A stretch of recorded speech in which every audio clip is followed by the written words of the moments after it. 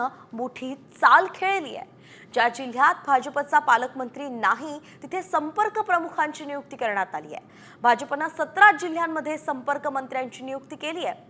महायुतीत पालकमंत्री पदावरून तीव्र नाराजी आहे। त्यातच आता भाजपनं संपर्क प्रमुख हे नवच पद निर्माण केलंय। मात्र ही चाल मित्रपक्षांसाठी धोक्याची घंटा समजली जाते। संपर्क मंत्र्यांची नियुक्ती करून अप्रत्यक्षपणे भाजपनं मित्रपक्षांच्या पालकमंत्री पदावरतीच दबाव कसा निर्माण करता येईल याची काळजी घेतल्याची चर्चा केल्याची माहिती आहे। 17 जिल्ह्यामध्ये आम्ही आज संपर्क मंत्री जाहीर केले आहे आणि ही शिवसेनेलाही मुभा आहे, ही अजित पवार साहेबांनाही मुभा आहे। जे महाराष्ट्र जनतेला जो सरकारकडे न्याय द्यायचा आहे तो आमचे संपर्क मंत्री येतील।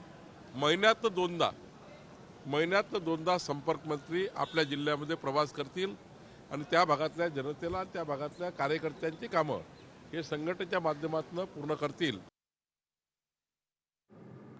तर एकंदरीतच आपण पाहतोय महत्त्वाची बातमी आहे, भाजपने चाल खेळली आहे मित्रपक्षांनाच, त्यामुळे धोका निर्माण होईल का असं बोललं जात आहे। ठाण्याचे पालकमंत्री आहेत एकनाथ शिंदे, तर आता भाजप संपर्क प्रमुख असणार आहेत गणेश नाईक। खरं तर गणेश नाईकांनाही ठाण्याचं पालकमंत्री पद हवं होतं, तशी त्यांनी इच्छाही बोलून दाखवली होती। त्यानंतर आता त्यांची नियुक्ती झाली आहे। तर पालकमंत्री बीडचे आहेत अजित पवार, भाजप संपर्क प्रमुख नेमण्यात आले आहेत पंकजा मुंडे। पंकजा मुंडेंनाही बीडचं पालकमंत्री पद हवं होतं।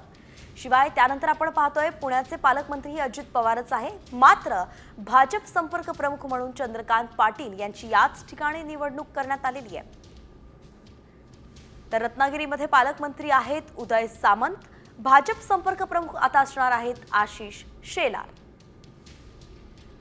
यानंतर वळूयात संभाजीनगरकडे। छत्रपती संभाजीनगरचे पालकमंत्री आहेत संजय शिरसाट, आता संपर्क प्रमुख असणार आहेत भाजपचे अतुल सावे।